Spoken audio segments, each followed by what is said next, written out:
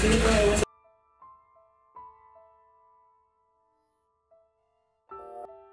Ito na, mali kami kasi malaki po yung channel ko.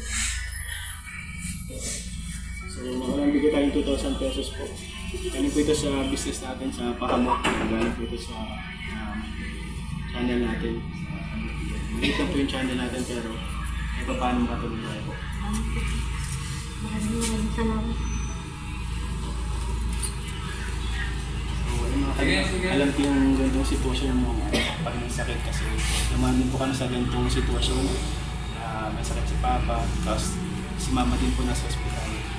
Wala kaming malapitan kaya ayun po mga kalingap. Sa mga nais kong magpabot ng tulong, i-PM lang po si Kalingap Rab or ang aking page yan ang pilas po. So, kaya sana tayo makapagod ano. Kasi mga kalingap kapag ganito makapirang si tatay, anytime, pwede pong sumabog yung yung abdo niya, malalason yung katawan. Pwede niya yung...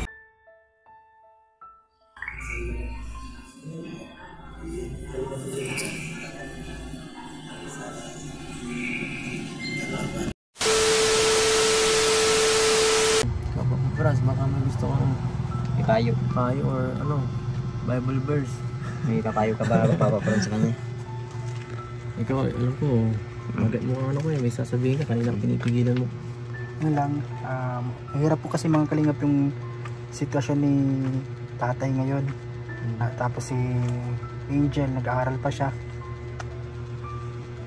Yan po kasi yung yung mga mga kalingap, yung ganitong nagkakaroon ng sakit.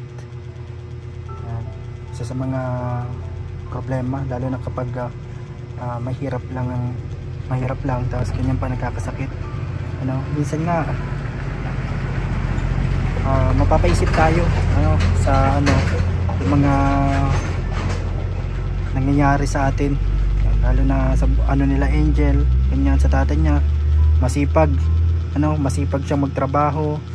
Minsan mapapatanong kang, papaisip ka bakit sa kanya pa nangyari yung ganyan, na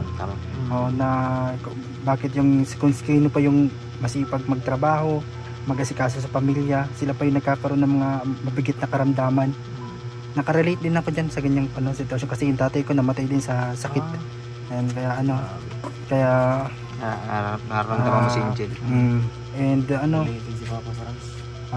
talagang kailangan mong magsikap sa sa pag-aaral, lalo na sa ganyang sitwasyon, na mas lalo dapat maging matatag kasi para matupad mo yung pangarap mo. Kasi ako nung nagkasakit yung tatay ko, nag-aaral pa ako. Yung papaparan? Talagpasan. Kasi parang naging motivation din sa akin yun na kasi nung time na yon, college ako, tapos yung tatay ko din may sakit siya. Kasi diabetic yung sa siya, nagkaroon ng diabetes. Matagal din, halos ilang taon din siyang nakaratay.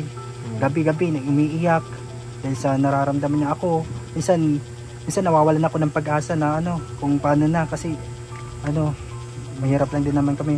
Tapos parang naging motivation sa akin, kaya ako pinilit kong makatapos ng college, kasi ang pinapagol ko sana noon yung talagang pagaling. Pero din nung after mga ilang buwan after ng graduation, din siya, nawalan na din siya.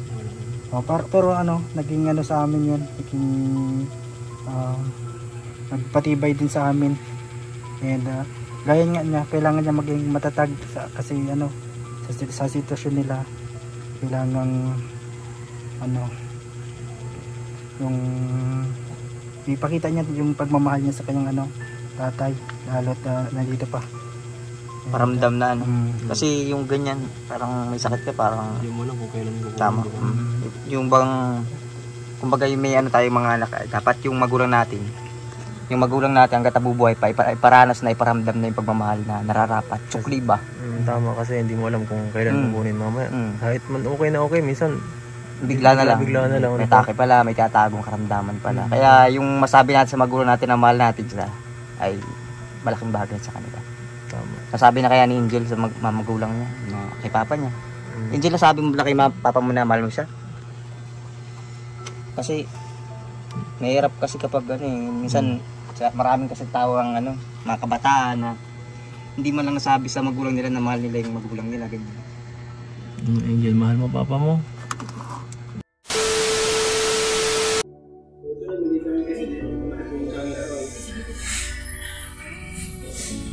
So, bigyan tayo 2,000 pesos po.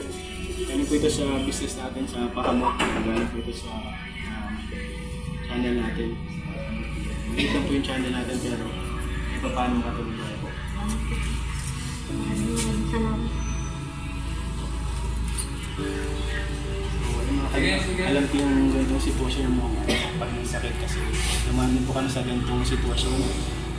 May sakit si Papa, tapos si Mama din po nasa ospital. Wala kaming malapitan. Kaya ayun po mga kalingap.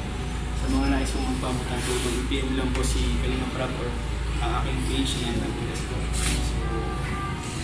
So, sana tayo makaano tayo, paano kapagod ano. Kasi mga kalingap kapag ito makapirang si tatay, anytime, pwede pong sumabog yung yung abdo niya, malalason yung katawan. Pwede niya yung